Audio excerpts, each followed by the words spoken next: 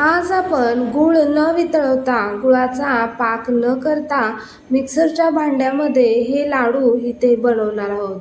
तुम्ही बघू शकता की इथे थेंबभरही तुपाचा वापर आपण इथे केलेला नाही किंवा कोणत्याही प्रकारचा पाक आपण इथं केला नाही, तरी देखील आपले हे लाडू छान असे तयार होतात. इथे अजिबात हे लाडू फुटत वगैरे नाही, मस्त असे तयार होतात. असे हे लाडू तोंडात टाकताच विरघळणारे हे आपले लाडू लहान मुलं, वयस्कर लोक आरामशीर खाऊ शकतात आणि हे लाडू महिनाभर हवाबंद डब्यामध्ये छान असे टिकतात.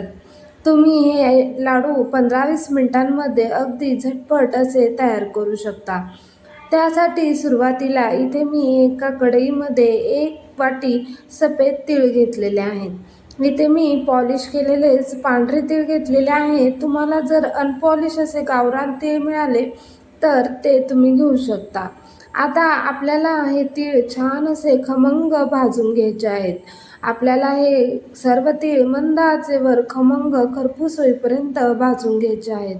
इथे आपल्याला तीळ अजिबात करपवायचे नाहीत, कारण जर तीळ थोडे जरी करपले तरी आपले लाडू कडूसर असे चवीचे लागतात. इथे मी सर्व तीळ हे चांगले तडतड उडेपर्यंत खमंग असे 3 ते 4 मिनटं छान असे मध्यम आचेवर भाजून घेतलेले आहेत. 3-4 मिनिटांमध्ये आपले तीळ छान असे भाजले जातात. इथे तुम्ही बघू शकता की आपले तीळ छान असे भाजलेले आहेत. आपल्या तिळाचा रंग देखील थोडासा बदललेला आहे.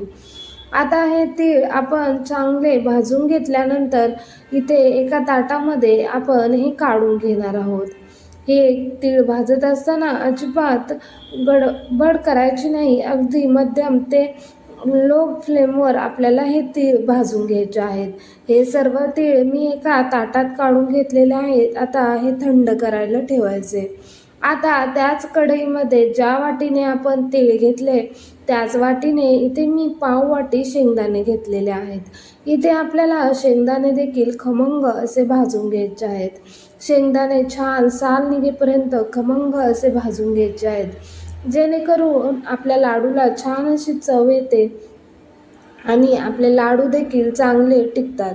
इथे तुम्ही बघू शकता की आपले शेंगदाणे देखील छान असे भाजलेले आहेत. त्याचे साल इथे चांगले निघायला लागलेले आहे.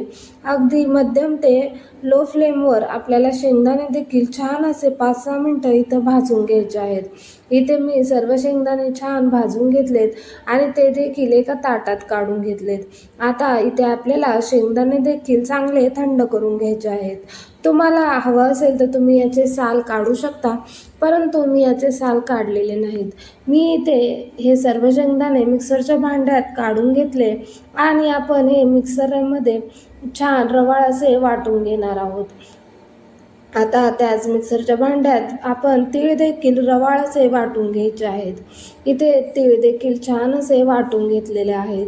आता तीळ आणि शेंगदाणे मी एकत्र करून घेणार आहे.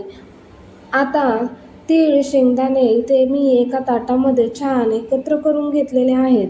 आता त्याच मिश्रणामध्ये आपण 1 वाटी गूळ टाकणार आहोत.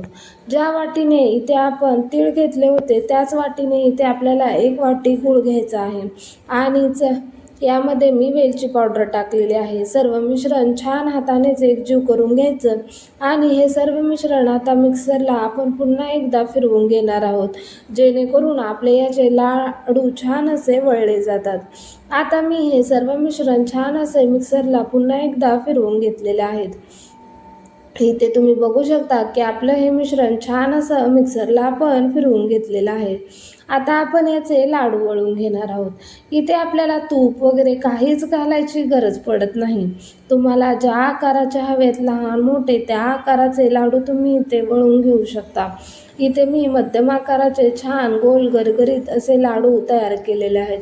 अगदी सहज असे आपले हे लाडू तयार होतात. इथे आपण कोणताही पाक केलेला नाही, त्यामुळे पाक बिघडण्याची वगैरे अजिबातच शक्यता नाही. इथे तुम्ही बघू शकता की मी सर्व लाडू याच पद्धतीने तयार केलेले आहे. व्हिडिओ आवडला असेल तर लाईक करा आणि चॅनेलला सबस्क्राईब करा.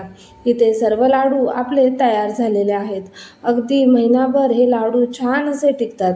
हवाबंद डब्यामध्ये आपण हे लाडू महिनाभर ठेवू शकतो. मी सर्व लाडू याच पद्धतीने तयार करून घेतलेले आहेत. तुम्ही लहान मोठे कोणत्याही आकारात हे लाडू तयार करून घेऊ शकता.